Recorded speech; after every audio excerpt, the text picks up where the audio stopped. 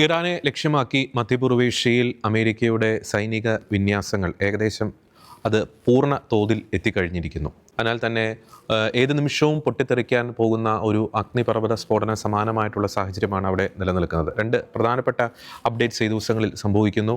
Netanyahu വളരെ അതീവ നിർണായകമായിട്ടുള്ള, ഒരുപക്ഷെ ലോകക്രമത്തെ പോലും ബാധിക്കാൻ വളരെയധികം സാധ്യതയുള്ള അതീവ നിർണായകമായിട്ടുള്ള ചർച്ചയ്ക്കായിട്ട് അമേരിക്കയിലേക്ക് ട്രംപിനെ കാണാൻ പോകുന്നു.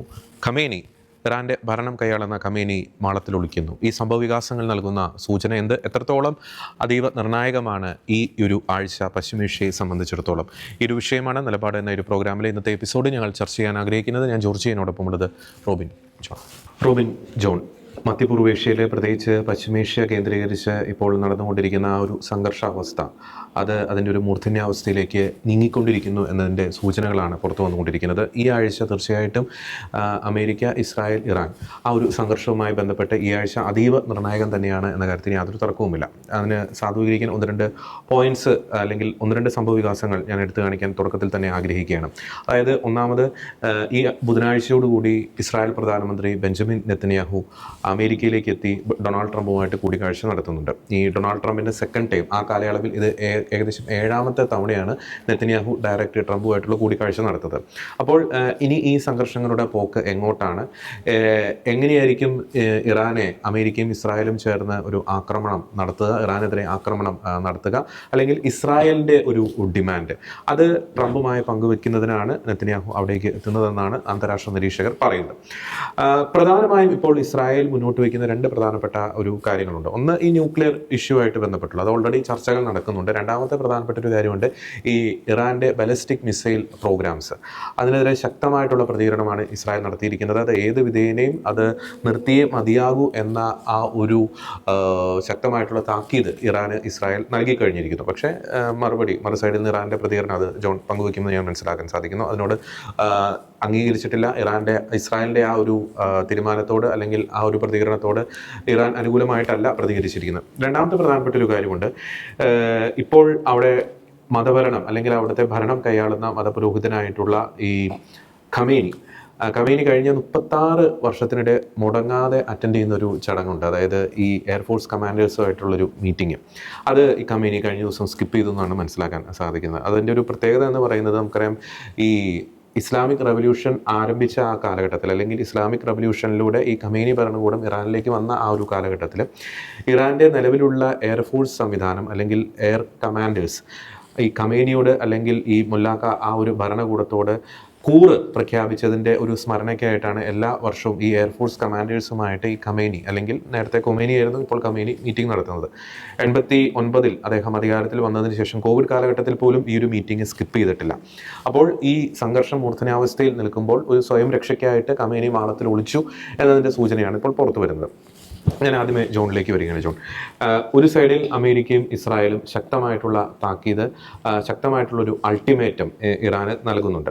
എന്നാൽ ഈ ഇറാൻ വിദേശകാര്യമന്ത്രി ഈ അബ്ബാസിൻ്റെ സൈഡിൽ നിന്നുള്ള പ്രതികരണം എന്ന് പറയുന്നത് വളരെയധികം രൂക്ഷമാണ്. ഒരു കാരണവശാലും ഈ പറയുന്ന ഡിമാൻഡ്സിനോട് ഞങ്ങൾ ഡിമാൻഡ്സ് അംഗീകരിക്കത്തില്ല, ഒരു കാരണവശാലും ഞങ്ങൾ കീഴടങ്ങില്ല എന്ന ശക്തമായിട്ടുള്ള സൂചനയും ഈ അബ്ബാസിൻ്റെ ഭാഗത്തുനിന്ന് ഉണ്ടാകുന്നു. എന്ത് പ്രേരക ശക്തിയാണ് ഇത്രത്തോളം ശക്തമായിട്ട് ഇസ്രായേലിനും അമേരിക്കയ്ക്കും ഒരു മുന്നറിയിപ്പ് കൊടുക്കുവാൻ ഈ അബ്ബാസിനെ പ്രേരിപ്പിക്കുന്നത്? ഇത്ര വലിയൊരു സൈനിക രാജ്യമായ അമേരിക്ക മറ്റു മിക്ക രാജ്യങ്ങളെയും അത് പറപ്പിക്കുന്നുണ്ട്. പാകിസ്ഥാൻ ആയിക്കോട്ടെ, ശരിയും ഒരിക്കൽ വിശേഷിപ്പിച്ചത് പാകിസ്ഥാൻ അമേരിക്കയുടെ ഒരു ഗേൾ ഫ്രണ്ട് എന്നുള്ള രീതിയിൽ ഒരു വിശേഷണം കൊടുത്തിരുന്നത്. പറഞ്ഞാൽ അതിന് മുമ്പിൽ മുട്ടുമടക്കി. ഇനി ഇന്ത്യയുടെ ഭാഗത്ത് നോക്കാം. ഇന്ത്യയായിട്ടുള്ള കരാറുകൾ എങ്ങനെയാണ്? റഷ്യൻ ഓയിൽ ഇത്ര നാൾ വാങ്ങിച്ചുകൊണ്ടിരുന്നു, ഇറാനായിട്ട് ബന്ധമുണ്ടായിരുന്നു. അപ്പോൾ അതൊക്കെ നിർത്തിച്ചു. ഇപ്പോൾ ലേറ്റസ്റ്റ് ന്യൂസ് വന്നിരിക്കുന്നത്, ഇനി ഏപ്രിൽ മുതൽ റഷ്യൻ ഓയിൽ വാങ്ങുന്നില്ല, അങ്ങനെയുള്ള ശുദ്ധീകരണ ഇന്ത്യയിലെ ഓയിൽ ശുദ്ധീകരണശാലകളിലെ പല വ്യാപാരികൾ അങ്ങനെ പറഞ്ഞിട്ടുണ്ടെന്നുള്ള വാർത്തകൾ പുറത്തു വന്നിട്ടുണ്ടായിരുന്നു. അപ്പോൾ അതിലൊരു തീരുമാനം വന്നിട്ടുണ്ട്. അത് ഇന്ത്യ ലോകത്തിലെ 4ാമത്തെ സൈനിക ശക്തിയാണ് നമ്മൾ നോക്കണം. ഇനി അടുത്ത് നോക്കാം, ബാക്കി ഏത് രാജ്യങ്ങളെടുത്ത് നോക്കിയോളൂ, ഈ അമേരിക്കനെ മുട്ട ഒരു രാജ്യം പോകാറില്ല. അത് ചൈന ആയിക്കോട്ടെ, ഈ റഷ്യ ആയിക്കോട്ടെ. പക്ഷേ ഇവിടെ ഇറാൻ, അതും അമേരിക്കയുടെ ശക്തിയുടെ 4ൽ ഒന്നുപോലും ഇല്ലാത്തൊരു രാജ്യം. അപ്പോൾ എന്തുകൊണ്ടാണ് ഇറാനിലെ വിദേശകാര്യമന്ത്രി അബ്ബാസ് അഗ്രാച്ചി അങ്ങനെ ഒരു കാര്യം പറയാൻ സ്റ്റേറ്റ്മെന്റ് പറയാൻ കാരണം. ഞാൻ ആ സ്റ്റേറ്റ്മെന്റ് ഒന്ന് വായിക്കുകയാണ്, അതിന് മലയാള വേർഷനാണ് ഞാൻ വായിക്കുന്നത്. ഞങ്ങൾ എന്തിനാണ്, ചോദ്യം ഇങ്ങനെയാണ്, മേഖലയിൽ ഒരു 2 പാരഗ്രാഫ് ഉണ്ട്, അത് ഇതിൽ ഞാൻ വായിക്കുകയാണ് മനസ്സിലാക്കാൻ വേണ്ടിയിട്ട്. മേഖലയിൽ അമേരിക്കയുടെ സൈനിക വിന്യാസം ഞങ്ങളെ ഭയപ്പെടുത്തുന്നില്ലെന്നും അമേരിക്കയെ വിശ്വാസത്തിലെടുക്കുന്നില്ലെന്നും അഗ്രാജി പറയുകയുണ്ടായി. പിന്നെ അത് മാത്രമല്ല, ഇറാൻ ആണവ സമ്പുഷ്ടത്തിൽ നിന്നും പിന്മാറുമോ എന്ന ചോദ്യത്തിന് ഇറാന്റെ പരമാധികാരിത സുപ്രീം അതോറിറ്റിയാണ് തീരുമാനിക്കേണ്ടതെന്നാണ് പറഞ്ഞിരിക്കുന്നത്. അപ്പോൾ അമേരിക്കയുടെ ഇത്ര ഒരു ഫോഴ്സ് അല്ലെങ്കിൽ ഒരു പ്രഷർ വന്നിട്ടും ഇതിന് ഒരു തീരുമാനം ഇറാൻ എടുക്കുന്നില്ല. ഞങ്ങളത് നിർത്താൻ ഉദ്ദേശിക്കുന്നില്ല. ഞങ്ങൾ ആണവ സമ്പുഷ്ടീകരണം അതിനു വേണ്ടിയിട്ടാണ് മീറ്റിംഗ് ഉണ്ടായിരുന്നത്, യുറേനിയം എൻറിച്ച്മെന്റ് എന്ന രീതി മീറ്റിംഗ് ഉണ്ടായിരുന്നത്. അപ്പോൾ ഞങ്ങളത് കണ്ടിന്യൂ ചെയ്യുന്നുള്ള കാര്യമാണ് പറഞ്ഞത്. പിന്നെ പറയാണ്, ഞങ്ങൾ എന്തിനാണ് സമ്പുഷ്ടീകരണത്തിന് ഇത്ര നിർബന്ധം പിടിക്കുന്നത്? പറയാണ്, ഒരു യുദ്ധം ഞങ്ങളുടെ മേൽ അടിച്ചേൽപ്പിച്ചാലും അത് ഉപേക്ഷിക്കാത്തത് എന്തുകൊണ്ടാണ്? 2 കാര്യം ചോദിക്കണേ. എന്തുകൊണ്ടാണ് ഞങ്ങൾ ആണവ സമ്പുഷ്ടീകരണം ഞങ്ങൾ ഇത്ര താല്പര്യം എടുക്കുന്നത്? ഒരു യുദ്ധം നടത്തിയാൽ പോലും ഞങ്ങൾ അതിന് വീണ്ടും താല്പര്യം എടുക്കുന്നത് എന്തുകൊണ്ടാണ്? അപ്പോൾ വീണ്ടും അതിൻ്റെ ആൻസർ പറയാണ്, കാരണം ഞങ്ങളുടെ പെരുമാറ്റത്തെ നിയന്ത്രിക്കാൻ ആർക്കും അവകാശമില്ല എന്നുള്ള രീതിയിൽ. അപ്പോൾ ഈ 2 കാര്യമാണ് മനസ്സിലാക്കുന്നത്. ഒരേ സമയം ഒരു അരഗൻസിന്റെ ഒരു ഭാഗമാണ് കാണുന്നത്. അപ്പോൾ ഒരു ചോദ്യം വരും, ന്യൂക്ലിയർ വാർഹെഡുകളാണ് അമേരിക്ക എന്തിനാണ്, ഇന്ത്യക്ക് എന്തിനാണ്, പാകിസ്ഥാൻ എന്തിനാണ്, അപ്പോൾ റഷ്യ, ചൈന പോലെ രാജ്യങ്ങൾക്ക് എന്തിനാണ്? എല്ലാവർക്കും അത് ഉപേക്ഷിച്ചുകൂടെ? എന്തുകൊണ്ട് ഇറാൻ മാത്രം ഉപേക്ഷിക്കണം എന്ന് നിർബന്ധം പിടിക്കാൻ കാരണം എന്താണ്? കാരണമുണ്ട്. അതിനൊറ്റ കാരണമുള്ളൂ, ഇത്ര വർഷങ്ങളായിട്ട് തീവ്രവാദത്തെ പാലൂട്ടി വളർത്തിയ അല്ലെങ്കിൽ തീവ്രവാദത്തിന്റെ ക്രൈഡലായി വർത്തിച്ച ഒരേ ഒരു രാജ്യം, പല രാജ്യങ്ങളുണ്ടെങ്കിലും അതിലേറ്റവും പ്രധാനപ്പെട്ട രാജ്യം ഈ ഇറാനാണ്. നമുക്ക് അറിയാവുന്നതുപോലെ മുമ്പ് പല നിലപാടുകൾ നമ്മൾ പറഞ്ഞിട്ടുള്ളത് പോലെ ഈ ഹമാസ് ആയിക്കോട്ടെ, ഹെസ്ബുള്ള ആയിക്കോട്ടെ, ഹൂതി ആയിക്കോട്ടെ, മിക്ക തീവ്രവാദ കണ്ണികൾ, അതായത് ഇസ്ലാമിക തീവ്രവാദ കണ്ണികളാണ് ഉദ്ദേശിക്കുന്നത്. അവർക്കൊക്കെ ഈ പണം കൊടുത്തത് രാജ്യത്തിന്റെ വികസനേക്കാൾ അപ്പുറം, ഈ ജനങ്ങളുടെ കണ്ണീരൊപ്പനേക്കാൾ അപ്പുറം ഈ മറ്റു തീവ്രവാദത്തിന് വേണ്ടി പൊളിറ്റിക്കൽ ഇസ്ലാം ലോകത്ത് മുഴുവൻ അതും അക്രമത്തിലൂടെയും ഇതിലൂടെ കൊണ്ടുവരാൻ വേണ്ടി ഏറ്റവും കൂടുതൽ മുൻകൈ എടുത്തത് ഇറാനാണ്. ആ ഇറാന്റെ കയ്യിൽ ഇതുപോലെയുള്ള ആണവായുധങ്ങൾ വന്നാൽ അത് ഡേഞ്ചർ തന്നെയാണ്. കാരണം ഈ ഇറാന്റെ ഒരു സഹായത്തോടെ ഹമാസ് ഉൾപ്പെടെയുള്ള ഭീകരവാദ സംഘടനകൾ, ഇസ്രായേൽ, മറ്റു പല രാജ്യങ്ങൾ, അങ്ങനെ പല രാജ്യങ്ങൾക്കും അത് ഭീഷണിയായി മാറിക്കൊണ്ടിരിക്കുന്നു. ആ ഒരു ഇറാന്റെ കയ്യിൽ ഈ ന്യൂക്ലിയർ വെപ്പൺസ് വന്നു കഴിഞ്ഞാൽ അവസ്ഥ എന്തായിരിക്കും? അതാണ് അവിടെ ചോദ്യം വരുന്നത്. അതുകൊണ്ടാണ് ഇറാൻ, കാരണം ഇന്ത്യയിൽ ന്യൂക്ലിയർ വെപ്പൺസ് ഉണ്ട്, ഇന്ത്യ ആരുടെ ഇത് പ്രയോഗിക്കുന്നില്ല, ഇതുവരെ പ്രയോഗിച്ചിട്ടില്ല എന്ന് പറഞ്ഞാൽ ടെസ്റ്റ് നടത്തിയിട്ടുണ്ടായിരിക്കും, പക്ഷെ ആരുടെ പ്രയോഗിക്കുന്നില്ല. അമേരിക്കയിൽ വെപ്പൺസ് ഉണ്ട്, റഷ്യയുടെ കയ്യിലുണ്ട്, ചൈനയുടെ കയ്യിലുണ്ട്. പക്ഷെ അവിടെ പ്രത്യേകത വെച്ചാൽ they know how to use, അതാണ് അവിടെ പ്രത്യേകത. They know where to use, അവിടെയാണ് അവർ പ്രത്യേകത വരുന്നത്. അപ്പൊ ചോദ്യം ചോദിക്കും, എന്തുകൊണ്ടാണ് അമേരിക്ക ഈ ജപ്പാനിൽ, നാഗസാക്കിയിൽ, ഹിരോഷിമയിലൊക്കെ ബോംബിട്ട് എന്തിനായിരുന്നു? അവിടെയാണ് ഒരു ചോദ്യം വരുന്നത്. ഈ അമേരിക്ക ഇട്ട പ്രവർത്തി നമുക്ക് ഒരിക്കലും ന്യായീകരിക്കാൻ സാധിക്കില്ല. കാരണം ജനലക്ഷങ്ങളാണ് അവിടെ മരിച്ചു വീണത്. ഇപ്പോഴും എനിക്ക് തോന്നുന്നു അതിന്റെ ഭവിഷ്യത്ത് അനുഭവിച്ചുകൊണ്ടിരിക്കുന്നുണ്ട്. അത് മാത്രമല്ല, അൾജീരിയയിൽ ഇതുപോലെ ഫ്രാൻസ് ബോംബിട്ട് ആണവ പരീക്ഷണം നടത്തിയിട്ടുണ്ടായി. അതിന്റെ ബുദ്ധിമുട്ട് ഇപ്പോഴും അൾജീരിയയിലുള്ള ആൾക്കാർ അനുഭവിക്കുന്നുണ്ട്. അപ്പൊ എന്തുകൊണ്ടാണ് അവരങ്ങനെ ചെയ്തത് എന്ന് നമുക്ക് ന്യായീകരിക്കാൻ പറ്റില്ല. പക്ഷെ നമുക്ക് പറയാം, ഈ ഒരു പക്ഷേ ഈ 2ാം ലോക മഹായുദ്ധം അവസാനിച്ചത് ഈ അനാവശ്യമായ ജപ്പാന്റെ കടന്നുവരവ് ഇല്ലാതാക്കിയവിടെയാണെന്ന് തന്നെയാണ് ഒരു പക്ഷെ പറയാൻ പറ്റും. അതേസമയം ഇവിടെ പ്രശ്നം എന്ന് വെച്ച് കഴിഞ്ഞാൽ, ഇവിടെ ഇത്ര വലിയൊരു തീവ്രവാദത്തിന് ഫണ്ട് കൊടുക്കുന്ന ഒരു രാജ്യം, തീവ്രവാദം മാത്രം വളർത്തുന്ന ഒരു രാജ്യത്തിന് ഇതുപോലെയുള്ള ന്യൂക്ലിയർ വാർ ഹെഡ്സിന്റെ ആവശ്യം എന്തിരിക്കുന്നു എന്നുള്ളതാണ്. അപ്പോൾ തീർച്ചയായിട്ടും ഇതിലൂടെ ഇറാൻ എന്നുള്ള രാജ്യം ഉദ്ദേശിക്കുന്നത് ഒരു പരമോന്നത ഇസ്ലാമിക് ആയിട്ടുള്ള ഒരു പരമോന്നത പൊളിറ്റിക് ഇസ്ലാം, ഒരു രാഷ്ട്രീയവൽക്കരണത്തിന്റെ ഒരു ഭാഗമായിട്ടാണ്. അപ്പോൾ ഇവിടെ ന്യൂക്ലിയർ വെപ്പൺസ് അല്ലെങ്കിൽ ന്യൂക്ലിയർ ആയിട്ടുള്ള വസ്തുക്കൾ എൻറിച്ച് അല്ലെങ്കിൽ സമ്പുഷ്ടീകരണമൊക്കെ നടത്തി കഴിഞ്ഞാൽ എന്ത് ഗുണം? ഈ തീവ്രവാദ സംഘടനകൾക്ക് ഇവർ ഡെലിവർ ചെയ്യുകയാണെങ്കിൽ, ഇവർ കയറ്റുമതി ചെയ്യുക, അങ്ങനെയൊക്കെ ചെയ്യുകയാണെങ്കിൽ തീർച്ചയായിട്ടും ഇത് വെച്ചിട്ടായിരിക്കും ഇനി ലോകത്തിൽ മറ്റു ജനങ്ങളുടെ മേലെ അവർ ഭീഷണി ഉയർത്താൻ സാഹചര്യമുള്ളത്. അങ്ങനെ ഭീഷണി ഉയർത്തി കഴിഞ്ഞാൽ ഒരു പക്ഷേ വൻകിട രാജ്യങ്ങൾക്ക് പോലും അത് ഇടപെടാൻ സാധിക്കില്ല. എന്ന് കാരണം എന്ന് വെച്ച് കഴിഞ്ഞാൽ, ഇപ്പോൾ ഒരു ഹമാസിന്റെ കയ്യിൽ ന്യൂക്ലിയർ വെപ്പൺസ് ഉണ്ടെന്ന് വെക്കുന്നു, ഇനി ഇസ്രായേലിന്റെ കയ്യിൽ ന്യൂക്ലിയർ വെപ്പൺസ് ഉണ്ട്. ഇവിടെ പ്രോബ്ലം എന്ന് വെച്ചാൽ ഈ ഹമാസ് ആണ്, നമുക്കറിയാം, ഈ 2023 ഒക്ടോബറിൽ ഇവരാണ് കടന്നു കയറി അവിടെ പ്രശ്നം ഉണ്ടാക്കിയത്. ഇനി ഇവരുടെ കയ്യിൽ ഇത് സാധാരണ വെപ്പൺസ്, ന്യൂക്ലിയർ വെപ്പൺസ് ആണെങ്കിൽ അവസ്ഥ എന്തായിരിക്കും? ഇതാണ് ഇവിടെ പ്രശ്നം. ഇപ്പോ കാരണം ഇവര് എപ്പോ എന്ത് ചെയ്യുമെന്ന് നമുക്കൊരു അർത്ഥം കിട്ടാത്തൊരവസ്ഥയാണ്. ഇനി അടുത്ത് നമ്മൾ പറഞ്ഞു മനസ്സിലാക്കുന്ന കാര്യം, അതുകൊണ്ടാണ് അമേരിക്ക ഇങ്ങനത്തെ ഒരു നിലപാടെടുക്കാൻ. ഇനി അടുത്ത് നമ്മൾ മനസ്സിലാക്കുന്നത്, എന്തുകൊണ്ടാണ് ഇറാൻ എന്നുള്ള രാജ്യം ഇത്ര ഒരു അതിശക്തമായ ഒരു രാഷ്ട്രമായ അമേരിക്കയെ ഭയക്കുന്നില്ല, അവരുടെ യുദ്ധത്തെ ഭയക്കുന്നില്ല, യുദ്ധം ഉണ്ടായാലും ഞങ്ങൾ ആണവ സമ്പുഷ്ടീകരണം തുടരുമെന്ന് പറയെങ്കിൽ ഈ ഇറാന് സപ്പോർട്ടായിട്ട് വേറെ കുറെ രാജ്യങ്ങളുണ്ട് എന്നുള്ളതാണ് അതിന് പിന്നുള്ള കാര്യം. അല്ലാതെ ഒരിക്കലും ഇറാന്റെ സ്വന്തം കാലം നിന്നിട്ട് ഒരിക്കലും നട്ടല് നിവർത്തിയിട്ട് പറയാൻ സാധിക്കില്ല അമേരിക്കയുടെ മുമ്പിൽ ഞങ്ങൾ ഇത് കണ്ടിന്യൂ ചെയ്യുന്നത് അമേരിക്കയുടെ മുമ്പിൽ തലയായിട്ടും കാണാൻ പറ്റില്ല. കാരണത്തുള്ളൂ അതിനുള്ള ഒരു കപ്പാസിറ്റി ഇറാൻ ഇല്ല എന്നുള്ളതാണ്. അപ്പോൾ ഇറാൻ ആരൊക്കെയോ സംഭാവന അല്ലെങ്കിൽ ഈ ആയുധങ്ങൾ കൊടുക്കുന്നുണ്ട് എന്നുള്ളതാണ്. അപ്പോൾ മറ്റു പല രാജ്യങ്ങളും, അപ്പൊ ഇനി നമുക്ക് പറയാൻ പറ്റുന്ന രാജ്യങ്ങളാണ് ഒരുപക്ഷെ ചൈന ആയിരിക്കാം അല്ലെങ്കിൽ റഷ്യ ആയിരിക്കാം. റഷ്യയുടെ വാർക്കട്ടാണ് കുറെ 2020 മുതൽ ഈ ഇറാൻ ഉപയോഗിച്ചത് നമുക്ക് അറിയാവുന്നതാണ്, ചരിത്രത്തിൽ നോക്കി അറിയാവുന്നതാണ്. ഇനി ചൈന തീർച്ചയായിട്ടും സപ്പോർട്ടുണ്ട്. സ്റ്റാർലിങ്ങിന്റെ പല കണക്ടിവിറ്റി ജാം ചെയ്യാനുള്ള ഉപകരണങ്ങൾ ഈ ചൈനയിൽ നിന്ന് ഇറക്കുമതി ചെയ്യുന്നുള്ള വാർത്തകളൊക്കെ നമ്മൾ കേട്ടിട്ടുണ്ടായിരുന്നു. എത്രയോ സത്യമാണ് നമുക്ക് അറിഞ്ഞുകൂടാ, എങ്കിലും കേട്ടിട്ടുണ്ടായിരുന്നു.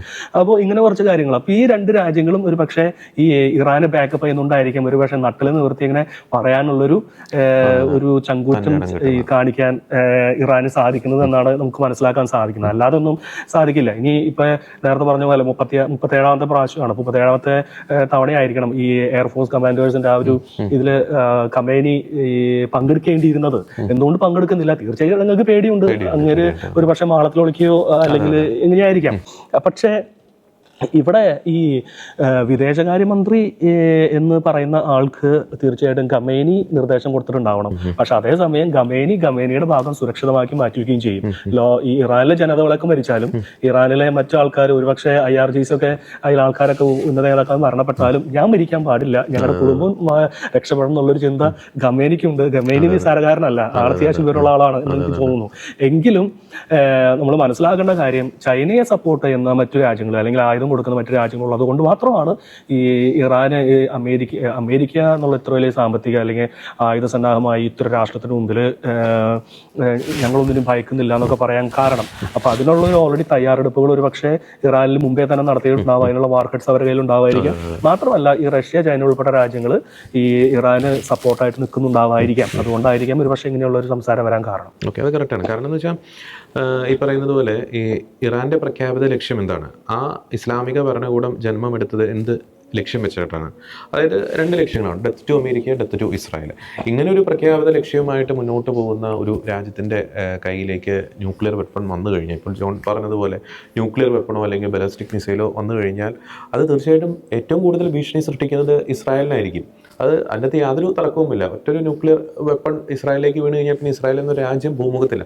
അതുകൊണ്ടാണ് നെതന്യാഹു അല്ലെങ്കിൽ ഇസ്രായേൽ ഈ ഒരു വിഷയത്തിൽ അതിശക്തമായിട്ടുള്ള ഒരു നിലപാടെടുക്കുന്നത്. പിന്നെ രണ്ടാമത്തെ ഒരു കാര്യമുണ്ട്, ഇപ്പോൾ നടക്കുന്ന ഒരു ചർച്ചകൾ എനിക്ക് തോന്നുന്നു ഒരു പുകമറ മാത്രമാണെന്ന് എനിക്ക് തോന്നുന്നു. ഇപ്പോൾ കഴിഞ്ഞ പ്രാവശ്യം ഈ 12 ഡേ വാറൊക്കെ നടക്കുന്ന ആ ഒരു സമയത്താണ് ഇതുപോലെ സമാനമായിട്ടുള്ളൊരു ചർച്ച നടന്നത്. അതിൻ്റെ 4ാമത്തെയോ 5ാമത്തെയോ റൗണ്ട് ചർച്ച നടക്കുന്നതിന് തൊട്ട് തലേ രാത്രിയാണ് ഇസ്രായേൽ കയറി അറ്റാക്ക് ചെയ്യുന്നു, 12 ഡേ വാറൊക്കെ സ്റ്റാർട്ട് ചെയ്യുന്നു. അപ്പോൾ ഇത് എന്താണെന്ന് പറയണത്, ഒരു യുദ്ധം തുടങ്ങി വെക്കുന്നതിന് മുമ്പുള്ള ഒരു പൊയ്മുഖം അല്ലെങ്കിൽ മുഖംമൂടിയായിട്ട് നമുക്ക് ഈ ചർച്ചകളെ കാണാൻ. കഴിഞ്ഞ വെള്ളിയാഴ്ച നടന്ന ചർച്ചകളിൽ യാതൊരുവിധ പുരോഗതിയും സംഭവിച്ചിട്ടില്ല എന്നത് യാഥാർത്ഥ്യമാണ്. മൂന്നാമത്തെ ഒരു കാര്യം കൂടി പറയാം. ഇപ്പോൾ ജോൺ പറഞ്ഞതുപോലെ നമുക്കറിയാം, നമ്മൾ വീട്ടിലൊക്കെ ഉപയോഗിക്കുന്ന ഒരു കത്തി, ആ ഒരു കത്തി ഉത്തരവാദിത്തപ്പെട്ട ആളുടെ കയ്യിലാണ് ആ കത്തി ഇരിക്കുന്നതെങ്കിൽ നമുക്ക് ഭയമില്ല. പക്ഷേ ആ ഒരു കത്തി ക്രിമിനലായിട്ടുള്ള ഒരാളുടെ കയ്യിലേക്ക് ആ കത്തി വന്നു കഴിഞ്ഞാൽ, ലഹരിക്ക് അടിമപ്പെട്ട ഒരാളുടെ കയ്യിലേക്ക് ആ കത്തി വന്നു കഴിഞ്ഞാൽ അവിടെയാണ് നമ്മൾ ഭയക്കേണ്ടത്. ഇറാൻ്റെ കേസിലും അത് തന്നെയാണ് അവിടെ ഉള്ളത്. കാരണം നിരവധി രാജ്യങ്ങളുടെ കയ്യിൽ ന്യൂക്ലിയർ വെപ്പൺസ് ഉണ്ട്, പക്ഷേ അവരുടെ കയ്യിൽ ന്യൂക്ലിയർ വെപ്പൺ ഉണ്ട് എന്നതിൻ്റെ പേരിൽ ലോകം ഭയപ്പെടുന്നില്ല. പക്ഷേ ഈ മതതീവ്രവാദം തലയ്ക്ക് പിടിച്ച ഭ്രാന്തൻ ഭരണകൂടം ഭരിച്ചുകൊണ്ടിരിക്കുന്ന ഇറാൻ്റെ കയ്യിൽ ന്യൂക്ലിയർ വെപ്പൺ വന്നു കഴിഞ്ഞാൽ, ബലസ്റ്റിക് മിസൈൽ വന്നു കഴിഞ്ഞാൽ അത് ഏറ്റവും കൂടുതൽ അപകടം സൃഷ്ടിക്കുന്നത് ആദ്യം ഇസ്രായേൽ, പിന്നീട് അമേരിക്ക, പിന്നീട് ലോകം മുഴുവനിലേക്കും അവരുടെ ആ ഒരു കരാളഹസ്തങ്ങൾ വ്യാപിക്കാനുള്ള സാധ്യതയുണ്ട്. അതുകൊണ്ടാണ് ശക്തമായിട്ട് ഇസ്രായേൽ ഈ ഒരു വിഷയത്തിൽ ഇറാനെ എതിർക്കുന്നത്. റോബിൻ, ഇപ്പോൾ ജോൺ സൂചിപ്പിച്ച വളരെ പ്രധാനപ്പെട്ട ഒരു കാര്യമുണ്ട്. ഈ ഇറാന് ലഭിക്കുന്ന ധൈര്യത്തിൻ്റെ ഒരു സോഴ്സ് എന്ന് പറയുന്നത് ഈ മറ്റ് ചില രാജ്യങ്ങളാണ്. ആ ഒരു പ്രസ്താവന അല്ലെങ്കിൽ ആ ഒരു നിരീക്ഷണം വളരെ ഗൗരവമുള്ളതല്ലേ നിലവിലെ ഒരു ജിയോ പൊളിറ്റിക്കൽ സാഹചര്യത്തിൽ? ഇതിനുള്ള എനിക്ക് തോന്നുന്നു ഏറ്റവും ആദ്യം നമ്മൾ പരാമർശിക്കേണ്ട ഒരു കാര്യം ഈ ഇസ്ലാമിക രാഷ്ട്രങ്ങളുടെ അവർ തമ്മിലുള്ള ഒരു മത്സരം ഉണ്ട് ഇതിനുള്ളിൽ എന്ന് പറഞ്ഞു. എന്ന് വെച്ചാൽ നമുക്കറിയാം, ഈ കഴിഞ്ഞ ഇടയ്ക്ക് പാകിസ്ഥാന് സൗദിയുമായിട്ട് ഒരു കരാറിലെത്തുന്ന സാഹചര്യമുണ്ട്. അത് കരാറെന്ന് പറഞ്ഞു കഴിഞ്ഞിട്ടുണ്ടെങ്കിൽ ഓർക്കുക, നാറ്റോ രാജ്യങ്ങളുടെ അതേപോലത്തെ ഒരു കരാർ. ഒരാളെ ആക്രമിച്ചു കഴിഞ്ഞിട്ടുണ്ടെങ്കിൽ സ്വന്തം എല്ലാവരെയും ആക്രമിച്ചതായി കണക്കാക്കി തിരിച്ച് ആക്രമിക്കുക എന്നുള്ള, എല്ലാവരും കൂടി ആക്രമിക്കുക എന്നുള്ള അതേപോലത്തെ ഒരു കരാറാണ് സൗദിയുമായിട്ട് പാകിസ്ഥാൻ ഉണ്ടാക്കുന്നത്.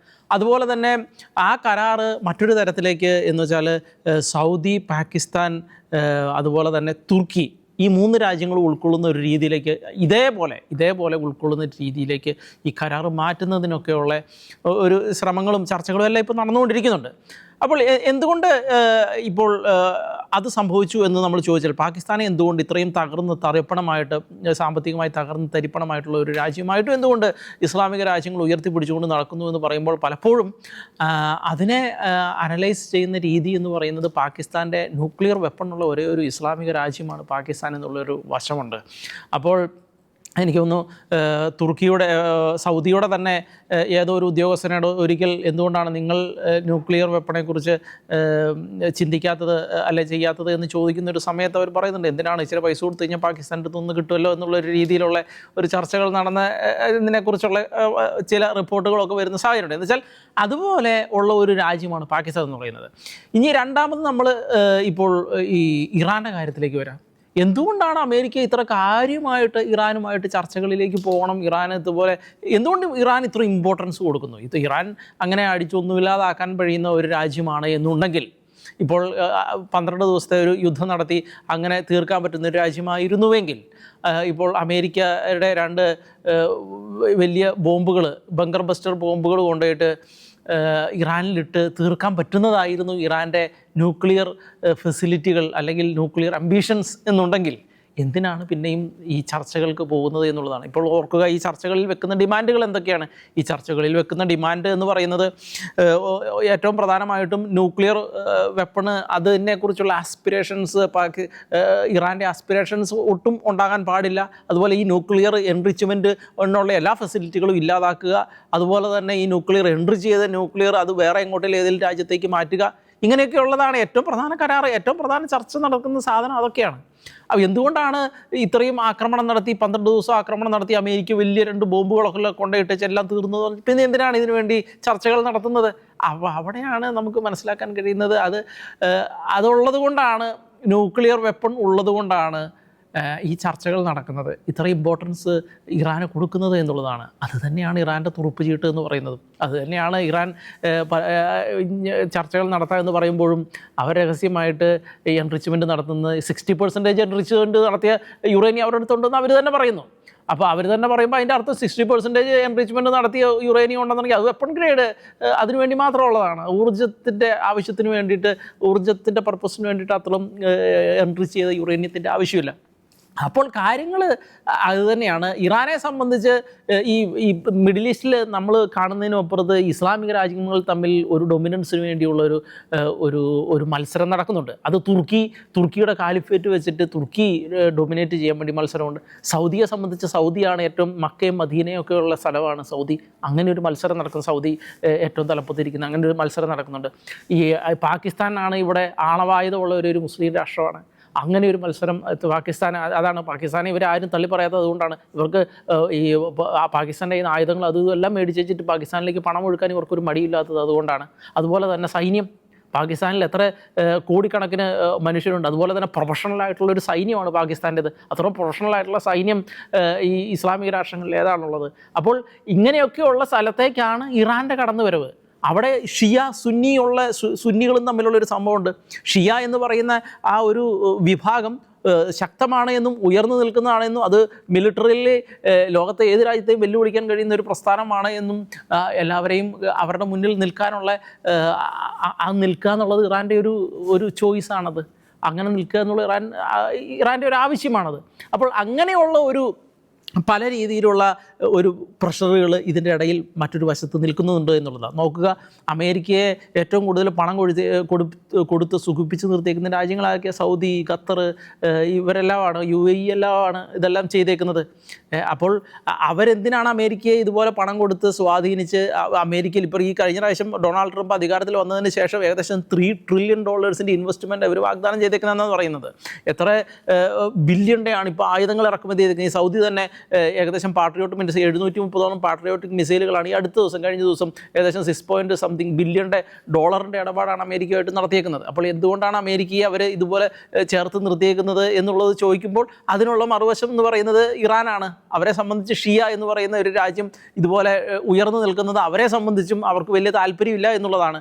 കാര്യം ഇസ്ലാമിക രാജ്യങ്ങളാണ്, ഇസ്ലാമികമായിട്ട് ചേർന്ന് നിൽക്കുക. പക്ഷേ സുന്നി ഷിയ എന്ന് പറയുന്ന ഈ രണ്ട്, കാരണം 1979 ഇറാനിൽ വിപ്ലവം നടത്തി ഇദ്ദേഹം അധികാരത്തിൽ വന്ന് ഈ മതഭരണകൂടം അധികാരത്തിൽ വന്നതിന് ശേഷം ഇവർക്കെല്ലാം ഒരു പേടിയുണ്ട്. കാരണം ഇതെല്ലാം രാജഭരണവും അവരൊക്കെയാണ്, അല്ലാതെ ഒരു ജനാധിപത്യമുള്ള രാജ്യങ്ങളൊന്നുമല്ല. അവിടെയും ഇത് വന്ന് മതം ഈ രാജ്യം പിടിച്ചെടുക്കും, ഈ രാജഭരണത്തെ എല്ലാം കൂടെ അടിച്ചമർത്തിച്ചിട്ട് മതം ഭരണം പിടിച്ചെടുക്കുക എന്നുള്ളൊരു പേടിയുണ്ട്. പലപ്പോഴും ഇറാൻ പറയുന്ന സാഹചര്യമുണ്ട് അവിടുത്തെ ജനങ്ങളോട്. കാരണം മതമാണ് ഭരിക്കേണ്ടത്, മതത്തെ എന്ന് വെച്ചാൽ നിങ്ങൾ വിപ്ലവം നടത്തണമെന്ന്. അത് അപ്പോൾ ആ പേടി ഇവരുടെ എല്ലാം ഉള്ളിൽ കിടപ്പുണ്ടെന്നുള്ളത്. അതുകൊണ്ടാണ് ഈ അമേരിക്കയുടെ സൈന്യവും സന്നാഹവും ഇതെല്ലാം അവർ പണം കൊടുത്ത് അവിടെ കൊണ്ട് സ്ഥാപിച്ചു വെച്ചേക്കുന്നത് എന്നുള്ളൊരു വശം കൂടി ഇതിനുണ്ട്. അപ്പോൾ അങ്ങനെ വരുമ്പം ഇറാൻ്റെ കാര്യത്തിലേക്ക് നമ്മൾ കടക്കുമ്പോൾ ഇറാനെ അമേരിക്കയെ തകർക്കാത്തതിൻ്റെ കാരണം അമേരിക്കയ്ക്കും അവിടെ ഒരു സ്ട്രാറ്റജി ഉണ്ട്. സുന്നി ഷിയ ഇവർ തമ്മിലുള്ള ആ കോൺഫ്ലിക്റ്റിൻ്റെ ഇടയിൽ സുന്നികൾ അമേരിക്കയെ അടിക്കാൻ നോക്കിയാൽ ഷിയാകളെ ഉയർത്തി നിർത്തും. ഷിയാകളെ ഇപ്പോൾ ഇറാൻ്റെ ഭാഗത്തു നിന്ന് ഇറാനിപ്പം റഷ്യയും ചൈനയുമായിട്ട് അവരുമായിട്ട് നല്ല ലോഹിതല്ല, അതുകൊണ്ട് ഇറാനെ വിരട്ടി നിർത്തും, അവിടെ ഭരണമാറ്റം ഉണ്ടാകണമെന്ന് പറയും. ഇനി റഷ്യയും ചൈനയും ഒരു ടേംസിലേക്ക് അമേരിക്കയുമായിട്ടൊരു ടേംസിലേക്ക് വരുന്ന ഒരു സാഹചര്യം ഉണ്ടായിക്കഴിഞ്ഞാൽ അവിടെ ഇറാന് വലിയ പ്രശ്നമില്ലാത്ത അവസ്ഥയിലേക്ക് മാറുന്നൊരു സാഹചര്യം ഉണ്ട്. അങ്ങനെ ഒരു ജിയോ പൊളിറ്റിക്കലായിട്ട് ഒരു കലുഷിതമായ ഒരു സാഹചര്യത്തിൽ കിടക്കുന്ന ഒരു അവസ്ഥ അവിടെയുണ്ട്. പിന്നെ ഇവിടെ ഇസ്രായേലിൻ്റെ ഒരു ഭാഗം നോക്കുക, ഒരു അക്കോർഡിലേക്കോ അല്ലെങ്കിൽ ഇറാനും ഈ ഇസ്രായേലുമായിട്ട് ചേർന്ന് നിൽക്കുന്ന ഒരു സാഹചര്യം. നമുക്കറിയാം ഷാ ഭരണകൂടത്തിൻ്റെ കാലഘട്ടത്തിൽ ഇസ്രായേലുമായിട്ട് ഏറ്റവും ചേർന്ന് നിന്ന ഇസ്ലാമിക രാജ്യമായിരുന്നു ഇറാൻ എന്ന് പറയുന്നത്. ഇനി അതുപോലുള്ള ചേർന്ന് നിൽക്കുന്ന ഒരു ഘട്ടത്തിലേക്ക് എത്താൻ ഇറാൻ സന്നദ്ധമാണ് എങ്കിൽ, അങ്ങനെ ഒരു സാഹചര്യത്തിൽ പോകുന്ന സാഹചര്യം ഉണ്ടായി കഴിഞ്ഞിട്ടുണ്ടെങ്കിൽ ഒരു പക്ഷേ ഇതെല്ലാം മാറി വേറൊരു തരത്തിലേക്ക് ഇത് മാറാനുള്ള, കാരണം ഈ ചർച്ചകളിൽ ഈ പ്രഷർ, ഇപ്പോൾ ഈ സൈനികമായിട്ടുള്ള ഈ പ്രഷറുകളെല്ലാം നിലനിർത്തിക്കൊണ്ട് അങ്ങനെ ഒരു സാഹചര്യത്തിലേക്ക് ഇറാനെ എത്തിക്കാൻ കഴിയുകയാണ് എങ്കിൽ ഒരു പക്ഷേ ഈ യുദ്ധ സാഹചര്യങ്ങളെല്ലാം മാറി മറ്റൊരു തലത്തിലേക്ക് ഇത് പോകാനുള്ള സാഹചര്യം നിലനിൽക്കുന്നുണ്ട് എന്നുള്ളതാണ്. പക്ഷേ അത് എത്രത്തോളം ഇറാൻ സമ്മതിക്കും, ഇറാൻ്റെ ഭരണകൂടം സമ്മതിക്കും. ഇറാൻ്റെ ഭരണകൂടം സമ്മതിച്ചു കഴിഞ്ഞാൽ അതിന് ഇവിടെ അവർ ഉണ്ടാക്കി വെച്ചിരിക്കുന്ന പ്രോക്സികളുണ്ട്. ഇറാഖിലെ അവരുടെ പ്രോക്സികൾ, സിറിയയിലെ പ്രോക്സികൾ, ഹിസ്ബുള്ള, ഹൂത്തികൾ, അതുപോലെ തന്നെ ഇങ്ങനെയുള്ള സംവിധാനങ്ങൾ എങ്ങനെ അതിനോട് പ്രതികരിക്കും എന്നുള്ള കാര്യങ്ങളെല്ലാം ഉണ്ട്. അപ്പോൾ എത്രത്തോളം ഇറാന് ഇസ്രായേൽ അമേരിക്കയുമായിട്ട് സന്ധി ചെയ്യാൻ കഴിയും എന്നുള്ളത് ഒരു വശത്ത് നിൽക്കുന്നു. മറ്റൊരു വശത്ത് അമേരിക്കയ്ക്കും ഇസ്രായേലിനും ഏതൊക്കെ തലങ്ങളിൽ ഇറാനെ ഇവരുടെ വരുതിയിലേക്ക് കൊണ്ടുവരാൻ കഴിയും എന്നുള്ള ഒരു വശം അവിടെ നിൽക്കുന്നു. ഇതിൻ്റെ രണ്ടിൻ്റെ ഇടയിലാണ് ഒരു യുദ്ധം എന്ന് പറയുന്ന സംഗതി നിൽക്കുന്നത്. ഈ യുദ്ധം ഉണ്ടായി കഴിഞ്ഞാൽ എത്രത്തോളം ആഴത്തിൽ അമേരിക്കയ്ക്കും ഇസ്രായേലിലേക്കും ഇറാനിലേക്ക് പെനിട്രേറ്റ് ചെയ്യാൻ കഴിയും എന്നുള്ളൊരു വസ്തുത അവിടെ നിലനിൽക്കുന്നുണ്ട്. കാരണം നമുക്കറിയാം ഇപ്പോൾ ഗാസയിലെ ഈ ഹമാസ് തീവ്രവാദികളുടെ തുരങ്കങ്ങൾ ഇപ്പോഴും അത് കണ്ടുപിടിച്ച് തീർന്നിട്ടില്ല. ഇപ്പോഴും അവിടെ ഹമാസിൻ്റെ ഈ ഹമാസ് തീവ്രവാദികൾ ഇപ്പോഴും അവശേഷിക്കുന്നു എന്നുള്ളൊരു വസ്തുത അവിടെ നിലനിൽക്കുന്നുണ്ട്. അപ്പോൾ അത്രയും ചെറിയൊരു പ്രദേശത്ത് ഇതുപോലത്തെ തുരങ്ക ശൃംഖലകളെ തകർക്കാൻ കഴിയുന്നില്ല എങ്കിൽ ഇതേ തുരങ്ക ശൃംഖലകൾ തന്നെയാണ് ഹിസ്ബുള്ളയുടെ കയ്യിലിരിക്കുന്നത്. ഇറാഖിൽ ഇറാനുമായിട്ട് ചേർന്ന് നിൽക്കുന്ന തീവ്രവാദി ഗ്രൂപ്പ് അവരുടെ ഒരു ഭൂഗർഭ അറയും അവരുടെ ആയുധങ്ങളിൽ അടങ്ങുന്ന സംവിധാനങ്ങളുടെ ഒരു ദൃശ്യം കഴിഞ്ഞ ദിവസം പുറത്തുവിടുകയുണ്ടായി. എന്നുവെച്ചാൽ ഇവരെല്ലാം ഈ ഹമാസിൻ്റെ കയ്യിലുള്ള ഈ തുരങ്ക ശൃംഖല എന്ന് പറയുന്നത് ഇവരുടെ എല്ലാം കൈവശമുള്ളതാണ്. ഇത് പുതിയ ഈ തുരങ്ക ശൃംഖലകളിൽ പുതിയ ഇൻവെൻഷൻസ് എല്ലാം നടത്തിയിട്ട് ഇവർ വളരെ എക്സ്പേർട്ടുകളായി മാറിയിട്ടുണ്ട് ഇതെല്ലാം. അപ്പോൾ ഇറാനിലും ഇതുപോലെ തന്നെ തുരങ്ക ശൃംഖലകളുടെ ആയുധങ്ങൾ തുരങ്കങ്ങളിൽ ശേഖരിച്ചു വെക്കുന്നതിൻ്റെ ഒരുപാട് ദൃശ്യങ്ങൾ ഇറാൻ്റെ ഭാഗത്തു നിന്ന് വന്നിട്ടുള്ളത്. അപ്പോൾ ഏത് രീതിയിൽ എത്രത്തോളം ആഴങ്ങളിലേക്ക് ഒരു യുദ്ധം നടത്തിയാൽ പോലും ഇറങ്ങാൻ കഴിയും എന്നുള്ളത് അത് എനിക്ക് തോന്നുന്ന ഒരു പക്ഷേ അതിൻ്റെ വിചിന്തനത്തിൻ്റെ ഇടയിലായിരിക്കും ഈ യുദ്ധത്തിൻ്റെ സാധ്യതകൾ ഇപ്പോഴും നീട്ടിവെക്കപ്പെട്ടുകൊണ്ടിരിക്കുന്നത് എന്നാണ് എനിക്ക് തോന്നുന്നത്. ഇപ്പോൾ നെതന്യാഹു അമേരിക്കൻ പ്രസിഡൻറ്റുമായിട്ട് വ്യാഴാഴ്ച, അത് നേരത്തെ ആക്കിയേക്കുന്നതാണ് ചർച്ചയ്ക്ക് വേണ്ടി പോകുമ്പോൾ പോലും, അതുമല്ലെങ്കിൽ ഇസ്ലാമിക രാജ്യങ്ങളിൽ സുന്നി ഇസ്ലാമിക രാഷ്ട്രങ്ങൾ ഇറാനെ ആക്രമിക്കുന്നതോട് അനുകൂലമായി പ്രതികരിക്കുന്നുണ്ട് എങ്കിൽ പോലും ഇത് എത്രത്തോളം ആഴത്തിൽ അവിടെ ഒരു ഭരണത്തെ അട്ടിമറിക്കാൻ കഴിയും എന്നുള്ളതും ഭരണ സംവിധാനത്തെ മാറ്റം കൊണ്ടുവരാൻ കഴിയും എന്നുള്ളതും അത് എങ്ങനെ സംഭവിക്കുമെന്നുള്ളത് കാത്തിരുന്ന് കാണേണ്ടതാണ്. കാരണം ഇറാഖ് പോലെയല്ല ഇറാനിൽ മതഭരണകൂടമാണ്. ഇറാഖിൽ അന്ന് സദ്ദാം ഹുസൈനായിട്ട് ഭരിച്ചിരുന്ന ഒരു ഏകാധിപതിയായിരുന്നു ഭരിച്ചിരുന്നത് എന്നുള്ളൊരു വലിയ വ്യത്യാസമുണ്ട്. അപ്പോൾ മതം ഒരാളിൽ മാത്രം ഒതുങ്ങുന്നത്, ഏകാധിപതിയിൽ ഒതുങ്ങുന്നതല്ല, അത് അതിനോട് ചേർന്ന് നിൽക്കുന്ന എല്ലാവരിലും അതൊരു വികാരമായി നിൽക്കുന്നത്. അപ്പോൾ ഒരാളെ ഇല്ലാതാക്കി കഴിഞ്ഞ് കഴിഞ്ഞാൽ തീരുന്നതല്ല ഒരു മതത്തിൻ്റെ അടിസ്ഥാനത്തിലുള്ള ഒരു ഭരണം എന്ന് പറഞ്ഞാൽ. കാരണം എല്ലാവരുടെയും സിരകളിലെ രക്തങ്ങളിൽ അത് അലിഞ്ഞു ചേർന്നിരിക്കുന്നതാണ്. അപ്പോൾ എത്രത്തോളം ആഴങ്ങളിൽ എത്രത്തോളം റിസൾട്ട് ഉണ്ടാക്കാൻ കഴിയും ഒരു യുദ്ധം കൊണ്ട് എന്നുള്ളത് ഒരു ചോദ്യചിഹ്നമായി അവശേഷിക്കുന്നുണ്ട്. മുൻപ് ഇറാൻ വിഷയവുമായി ബന്ധപ്പെട്ടുള്ള എല്ലാ നിലപാടുകളിലും ഞങ്ങൾ പരാമർശിക്കാറുള്ളത് പോലെ തീർച്ചയായിട്ടും സമാധാനം പുലരട്ടെ. പക്ഷേ ആ ഒരു സമാധാനം പുലരുമ്പോൾ തന്നെ ലോക സമാധാനത്തിന് ഭീഷണിയായിട്ടുള്ള ഈ ഇറാനിലെ ഇപ്പോഴത്തെ ഭരണകൂടത്തിന് സമാനമായിട്ടുള്ള രീതിയിലുള്ള എല്ലാ ഭരണകൂടങ്ങളെയും ഇല്ലായ്മ ചെയ്യുവാൻ ലോകരാഷ്ട്രങ്ങൾക്ക് സാധിക്കട്ടെ. മാത്രമല്ല ഇറാനിലെ സാധാരണക്കാരായിട്ടുള്ള ജനങ്ങൾക്ക് എത്രയും വേഗം നീതിയും സമാധാനവും ലഭ്യമാകട്ടെ. അത് ലഭ്യമാകണമെങ്കിൽ എത്രയും വേഗം തന്നെ അവിടുത്തെ ഈ മത തീവ്രവാദ ഭരണകൂടം അവിടെ നിന്നും ഇല്ലായ്മ ചെയ്യപ്പെടേണ്ടിയിരിക്കുന്നു. അതിനാൽ തന്നെ അതീവ ജാഗ്രതയോടുകൂടി തന്നെ പശ്ചിമേഷ്യയിലെ സംഭവ വികാസങ്ങളെ നോക്കിക്കാണാം എന്ന ആ ഒരു നിലപാട് അറിയിച്ചുകൊണ്ട് മറ്റൊരു വിഷയത്തിലെ നിലപാടുമായി ഞങ്ങൾ വീണ്ടും വരുന്നതായിരിക്കും. എല്ലാ പ്രിയപ്പെട്ട പ്രേക്ഷകർക്കും നന്ദി.